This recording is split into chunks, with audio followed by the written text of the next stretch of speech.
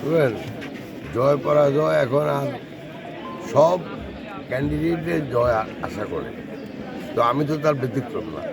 কিন্তু এখন নির্ভর করবে এই যারা ভোট দিচ্ছে তাদের উপর আর আল্লাহর উপর।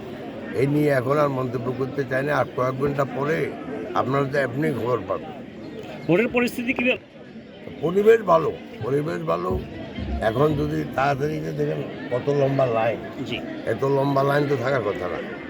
তো ভোটটা একটু তাড়াতাড়ি যদি হয় তাহলে ভালো হয় সবাই জন্য, বাট না হলে অনেকে বিরক্ত হয়ে চলে যেতে পারে। তো পরিবেশ ভালো, কিন্তু আপনাকে ওই আর একটু তাড়াতাড়ি ভোটটা গ্রহণ করতে হবে।